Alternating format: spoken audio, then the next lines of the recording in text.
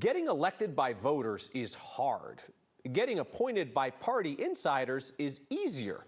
Almost a third of Colorado's legislators came into the Capitol that way. Take, for example, Republican State Senator Perry Will. You saw this man earlier in our program. In 2022, he lost his re-election for the state House. 2 months later, he was picked to fill a vacant state Senate seat. Boom, promotion. Thanks to the 4 out of 6 vacancy committee members who selected him. 4 people picked a state senator. 4. We've explained how this process has had an enormous impact on the legislature for years. And today, the first bill to change how it works got a hearing at the Capitol. Politics guy Marshall Zellinger explains what it would do.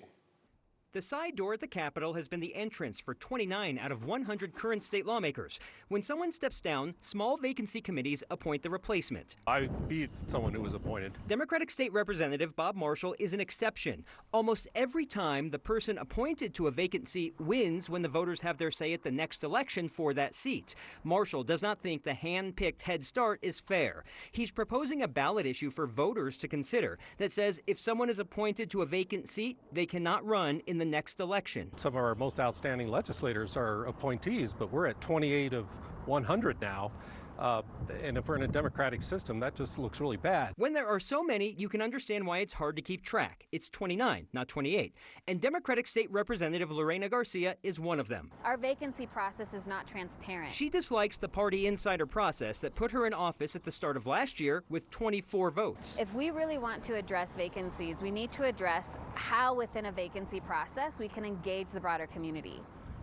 For me, that's transparency. Vacancy committees are made up of party insiders in the House or Senate district where the seat has opened up. And they consist of anywhere from about a half dozen to maybe 100 or more. Which I agree with you, it's a hot mess. Marshall's bill was heard in a committee of 11 today, with 4 of those 11 getting their start at the Capitol through the side door. I'm a no vote on this bill. This bill would not have served my community. Democratic State Representative Kyle Brown won 41 out of 51 votes in 2023 to represent Louisville. Voters get their first say about him in November. Same with Democratic State Representative Manny Rutinel. Democratic State Representatives Stephen Woodrow and Andrew Basenecker have both been elected by voters since being appointed. We all know it's an issue. I wasn't going to go back to my district and say I knew about this issue all session and I took no action whatsoever on it. The bill passed with lukewarm support out of that one committee. It now goes to the full House. It needs 2/3 support from both the House and Senate for you to see it in November. I'm going to say unlikely.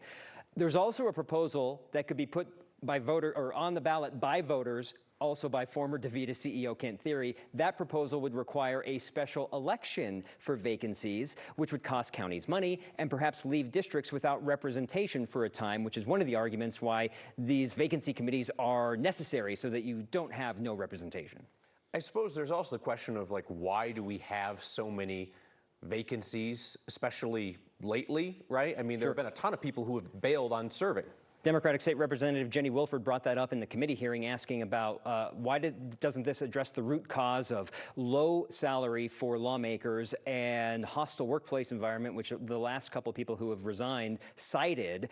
I would say perhaps that's an issue, but none of the other lawmakers have so far brought forth a bill to address low pay or workplace environment. So it's not just one lawmaker that could do that. Yeah, you get the sense that it's probably not a super happy place to work. All right, Marshall, thank you.